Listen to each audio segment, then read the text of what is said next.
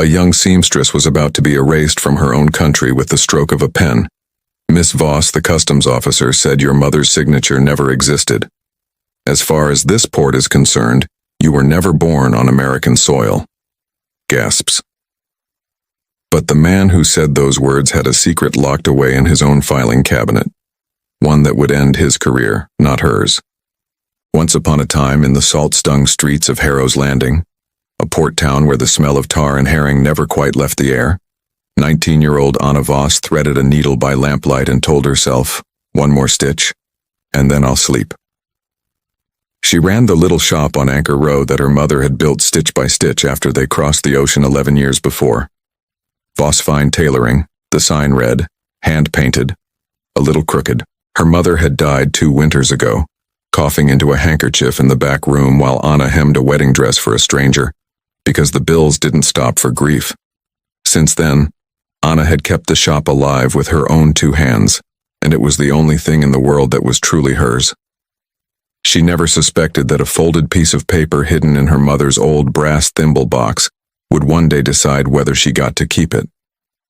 The trouble came on a gray Tuesday morning when 2 men in customs housecoats walked into her shop without knocking. Behind them came Warwick Sedgwick, chief inspector of the port of Harrow's Landing, a tall man with ice-pale eyes and a voice like a closing door. Anna Voss, he said, laying a folded document on her cutting table. This shop sits on harbor land. Harbor land requires proof of lawful entry and citizenship. Yours has come into question. Anna's hands went still over the fabric. My mother filed our papers the year we arrived. Everyone in this town has seen them. Everyone in this town, Sedgwick said, has seen a piece of paper, not a record. The port ledger for your arrival year shows no entry under the name Voss.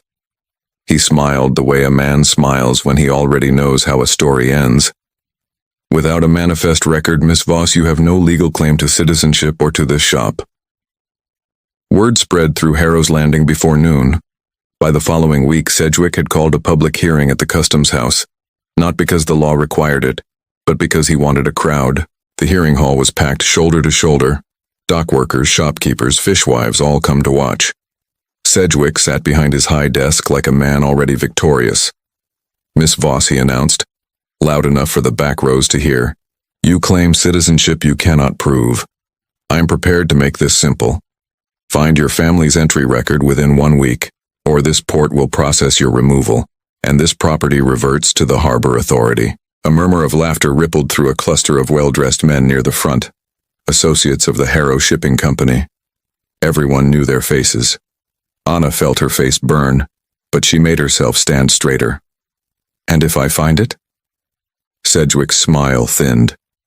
Then I will personally clear your name before this entire hall, and you may consider the matter closed. He leaned forward. But you won't find it, Miss Voss. Because as far as this port is concerned, you were never born on American soil. Gasps rippled through the crowd. Someone near the door muttered that it wasn't right, humiliating a girl who'd buried her own mother in this town. But no one stood up to stop it. Anna Voss walked out of that hearing hall alone, her cheeks burning, her mother's name ringing in her ears like an insult. She had 1 week to find a piece of paper that, according to the most powerful man at the port, had never existed. That night, Anna sat at her mother's old sewing table and opened the brass thimble box she'd never had the heart to go through. Thimbles, spools, a broken hairpin, and beneath the false bottom her mother had built into the box, a single yellowed receipt, its ink faded but its harbor stamp still visible. Landing fee paid, family Voss, witnessed. Her mother had never trusted the port officials. Now Anna understood why. She ran the paper down to Anchor Row's oldest resident, a weathered man named Silas Crabtree who'd spent 30 years unloading cargo on these docks and now spent his days mending nets and drinking weak coffee on his porch. Everyone assumed he was just a tired old dockhand. Nobody remembered because nobody had asked that he'd once worn a different coat entirely.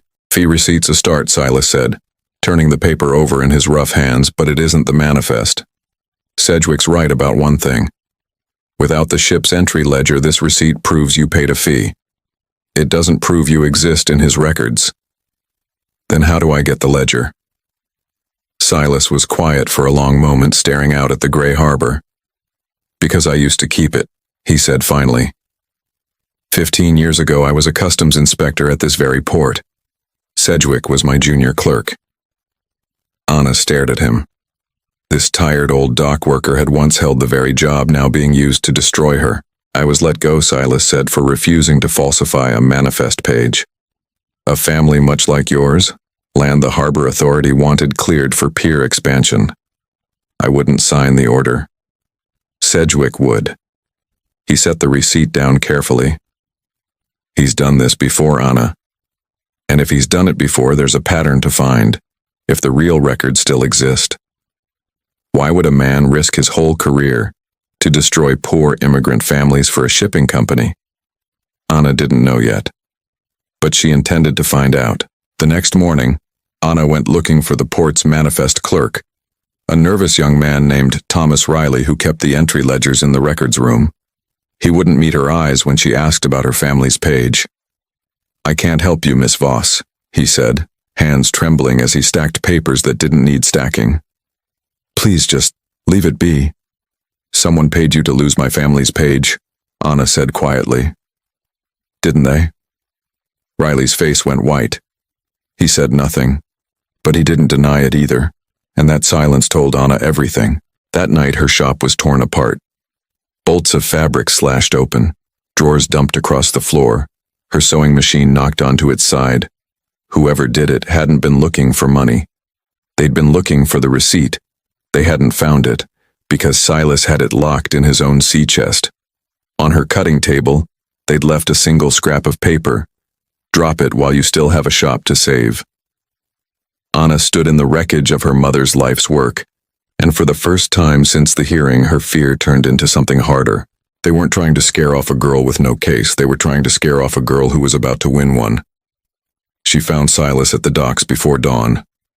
They're rattled, she told him. That means we're close. Silas nodded grimly. Then it's time to stop playing by Sedgwick's rules. He led her to a warehouse near the old inspection pier, the Harbor Authority's storage building, where retired customs files were kept before being burned each spring. A man like Sedgwick doesn't destroy the records that protect him. He hides them. Insurance in case someone above him ever asks questions. Getting inside meant Anna walking straight up to the front guard and loudly announcing she'd come to accept the Harbor Authority's settlement offer. Exactly the story a greedy official's men wanted to hear. While the guard hurried off to fetch his superior, Silas slipped through a side window he remembered from his own years working the building. If Silas was caught, he'd be arrested. If Anna failed, she'd lose everything. She stood on the boardwalk counting her own heartbeat, gripping her mother's brass thimble in her coat pocket. Silas emerged 12 long minutes later, a leather ledger tucked beneath his coat, tipping his hat to the returning guard as if he'd simply been admiring the harbor view.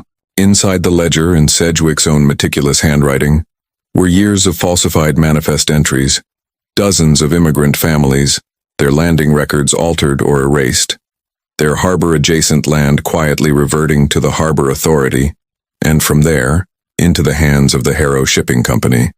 And there, on a page dated the same month, Anna's family had arrived. Voss entry stricken, receipt to be recovered and destroyed, T. Riley instructed. They had it. Finally, they had proof that Anna had never been the one lying. The hearing hall was even fuller the following week. Sedgwick entered looking pleased with himself. Riley had told him the receipt was never found, and he believed the girl had nothing left. Miss Voss? Sedgwick said, savoring the moment. Your week is up. Do you concede? Anna rose. She did not tremble. She walked to the center of the hall and placed the leather ledger on the desk in front of him. I submit into evidence the private manifest ledger of Inspector Warwick Sedgwick, she said, loud enough for every row to hear. It documents the erasure of my family's entry record and dozens of others, each one cleared to make way for Harrow Shipping Company land. Sedgwick's face drained of color. Where did you get that?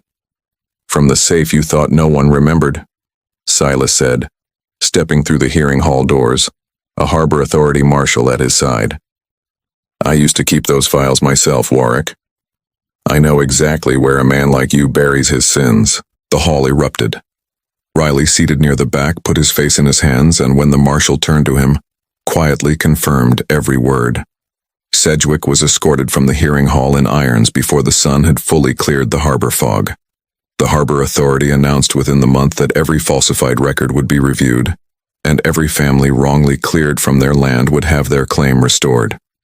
Anna walked out of the customs house into the cold, bright morning, and for the first time in a week she let herself breathe. That evening, she sat at her mother's sewing table and opened the brass thimble box one more time. She traced her thumb over the old landing receipt, now framed instead of hidden.